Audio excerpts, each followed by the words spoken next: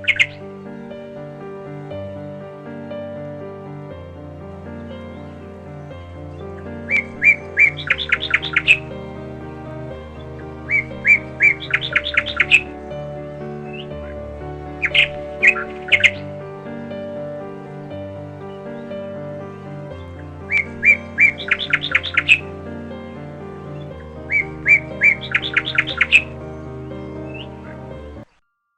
Dears, നമ്മുടെ റോസാ ചെടി ചായ കുടിച്ചു കഴിഞ്ഞപ്പോൾ വന്ന മാറ്റം കണ്ടില്ലേ?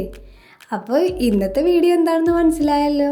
നമ്മുടെ ചെടികളിൽ വളരെ എഫക്റ്റീവായിട്ട് ചെയ്യാൻ പറ്റുന്ന ഫെർട്ടിലൈസറും കാര്യങ്ങളൊക്കെയാണ് നമ്മൾ ഇന്നത്തെ വീഡിയോയിൽ പറയണത്. അപ്പോൾ അത് മറ്റൊന്നുമല്ല, നമ്മൾ ഉപയോഗിച്ചിട്ട് കളയണ ചായയുടെ വേസ്റ്റ് തന്നെയാണ്. അപ്പോൾ ഈ ഒരു വീഡിയോയിൽ അത് നമുക്ക് എങ്ങനെയൊക്കെ സ്റ്റോർ ചെയ്യാം, എങ്ങനെയൊക്കെ വളങ്ങളാക്കാം, ഏതൊക്കെ രീതിയിൽ ചെടികൾക്ക് കൊടുത്താലാണ് കൂടുതൽ നന്നായിട്ടുണ്ടാവുക, അത് ഏതൊക്കെ ചെടികൾക്ക് കൊടുക്കാം എന്നൊക്കെ പറയുന്നുണ്ട്. അപ്പോൾ ആദ്യം തന്നെ നമുക്ക് ഈ ചായലയുടെ ഇതിന് മാത്രമുള്ള സ്പെഷ്യാലിറ്റി എന്താണെന്ന് മനസ്സിലാക്കണ്ടേ. അപ്പോൾ അതാ ഈ ചെത്തിച്ചെടി നോക്കി വെച്ചോളൂ കേട്ടോ. കുറച്ച് കഴിയുമ്പോൾ ഇതിൽ വന്ന മാറ്റം കൂടി ഞാൻ കാണിച്ചു തരാം.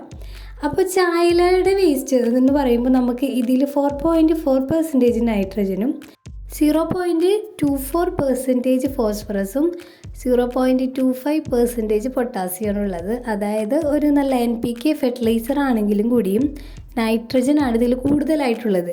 അപ്പോൾ നമ്മൾ ഈ ഫ്ലവറിങ് പ്ലാന്റ്സിനൊക്കെ നൈട്രജൻ റിച്ച് ആയിട്ടുള്ള വളങ്ങൾ എന്തിനാണ് കൊടുക്കണേന്നൊരു സംശയം ഉണ്ടാവും അല്ലേ.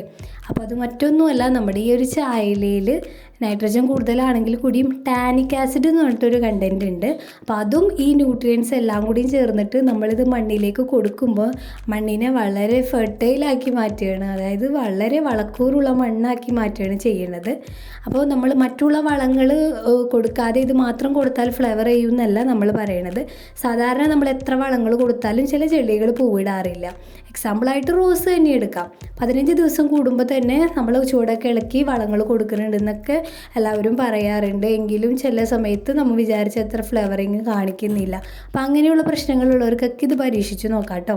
അപ്പോൾ ഇത് നമ്മൾ ചെയ്യുന്നത് വഴി മണ്ണിൻ്റെ ഫെർട്ടിലിറ്റി കൂട്ടുകയും ചെയ്യും. അതുമാത്രമല്ല, റൂട്ട് വളരെ ഹെൽത്തി ആക്കും. ആ മണ്ണിലത്തെ ഓക്സിജനേഷനൊക്കെ കൂട്ടിയിട്ട് റൂട്ട് വളരെ ഹെൽത്തി ആവാനും ഈ ഒരു നമ്മുടെ ചായലയുടെ വേസ്റ്റ് സഹായിക്കും.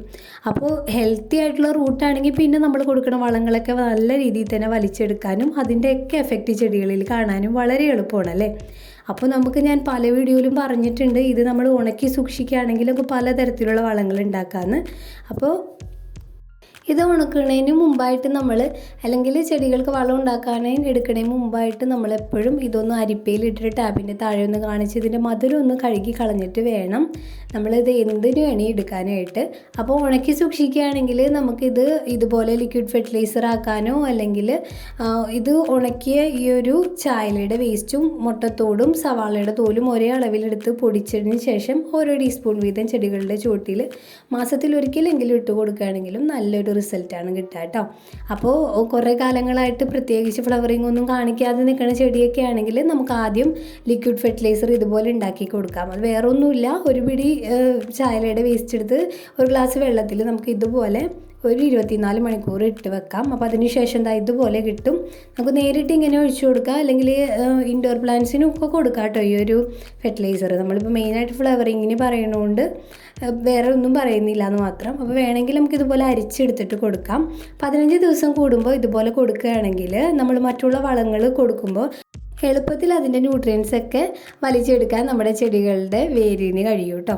അപ്പോൾ ഈ ഒരു കാര്യം ആരും മറക്കാതിരിക്കുക. ഇനിയിപ്പോൾ ഇതുപോലെ ഉണക്കി സൂക്ഷിക്കാൻ ബുദ്ധിമുട്ടുള്ളവരാണെങ്കിൽ ഇതുപോലെ നമ്മൾ പാത്രത്തിൽ സ്റ്റോർ ചെയ്യുമല്ലോ ഉണക്കാൻ വേണ്ടി. അപ്പോൾ അത് ഉണക്കാതെ തന്നെ ഓരോ പ്രാവശ്യവും നമ്മൾ ഓരോ ദിവസത്തെയും ചായലയുടെ വേസ്റ്റ് ഇടുമ്പോൾ തന്നെ വളരെ നൈസായിട്ട് ഒരു ലെയർ മണ്ണും കൂടി ഇട്ട്, അങ്ങനെ നമ്മൾ കമ്പോസ്റ്റൊക്കെ ഉണ്ടാക്കണ പോലെ ലെയർ ചെയ്ത് ചായലയും മണ്ണും കൂടി ഇട്ട് അടച്ചു വെക്കുകയാണെങ്കിൽ കുറച്ച് നാൾ കഴിയുമ്പോൾ തന്നെ നമുക്കതൊന്ന് മിക്സ് ചെയ്ത് നല്ലൊരു ഫെർട്ടിലൈസർ ആക്കിയിട്ട് നമ്മുടെ ചെടികൾക്കൊക്കെ ഇട്ട് കൊടുക്കാൻ പറ്റും.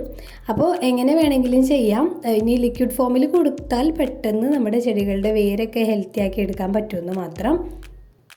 അപ്പോൾ ഇത് നിങ്ങൾ നേരത്തെ കണ്ട പോലെ തന്നെ അധികം മുട്ടുകളൊന്നും ഇല്ലാതെ നേരുന്ന ഒരു റോസാണ് കേട്ടോ. അപ്പോൾ ഇതിന് നമ്മൾ ഒന്നോ രണ്ടോ പൂക്കളൊക്കെ ഒരുമിച്ച് ഉണ്ടാകുന്നില്ലാതെ ഒരുപാട് പൂക്കളൊന്നും ഒരുമിച്ച് ഇതിൽ ഉണ്ടാവാറില്ല. അപ്പോൾ ഇതിലാണ് നമ്മൾ ഒരു ഫെർട്ടിലൈസർ ഒഴിച്ചു കൊടുത്തിട്ടുള്ളത്. അപ്പോൾ ഒരു തവണയല്ല, നമ്മൾ 15 ദിവസം കൂടുമ്പോൾ റെഗുലറായിട്ട് ചെയ്യാൻ ശ്രദ്ധിക്കുക. അപ്പോൾ ഇത് ഒരുപാട് നാളായിട്ട് പൂവിടാതെ നിൽക്കുന്ന ഒരു ഓറഞ്ച് കളർ ചെത്തിയാണ് കേട്ടോ. അപ്പോൾ ഇത് കണ്ടില്ലേ, ഞാൻ പറഞ്ഞില്ലേ ലാസ്റ്റ് ഇതിൻ്റെ റിസൾട്ട് കാണിച്ചു തരാമെന്ന്. ഇപ്പോൾ ഇതാ ഇതിൽ ചെറിയ രീതിയിൽ മുട്ടുകളൊക്കെ വന്നു തുടങ്ങിയിട്ടുണ്ട്. അപ്പോൾ നമ്മൾ ഇതുപോലെ ഒരു ചെടിക്ക് ഫെർട്ടിലൈസർ ഇത് സ്റ്റാർട്ട് ചെയ്യാമെന്ന് വിചാരിക്കുന്ന സമയത്ത് ആദ്യം വേണമെങ്കിൽ ലിക്വിഡ് ഫോമിൽ കൊടുക്കാം. അതിനുശേഷം ഒരു 15 ദിവസത്തിന് ശേഷം ഒന്നുകിൽ ലിക്വിഡ് ഫോമിൽ കൊടുക്കാം, അല്ലെങ്കിൽ നമുക്കിത് ചുവടിളക്കിയിട്ട് വേണം കേട്ടോ ഏത് ഫെർട്ടിലൈസറും കൊടുക്കാനായിട്ട്. അല്ലെങ്കിൽ നമ്മൾ നേരത്തെ കണ്ട പോലെ ഒരു പിടി ഉണങ്ങിയ ചായയിലയുടെ വേസ്റ്റ് അത് ഇട്ട് കൊടുക്കാം. പിന്നെ നമ്മൾ സാധാരണ കൊടുക്കാറുള്ള വളങ്ങളും കൂടിയും കൊടുക്കാം. അപ്പോൾ നമുക്ക് ഇതിൽ മുമ്പെങ്ങും കാണാത്ത മാറ്റം കാണാം. അതിന് എക്സാമ്പിളാണ് എനിക്ക് വളരെ ഇഷ്ടമുള്ള ഈ കുഞ്ഞു കുഞ്ഞു പൂക്കളുണ്ടാവുന്ന റോസ് കേട്ടോ. അപ്പോൾ നിങ്ങൾക്ക് കൂടി വിശ്വാസമാവാനാണ് ഇതിൻ്റെ എല്ലാ സ്റ്റെപ്പും കാണിച്ചു തന്നത്.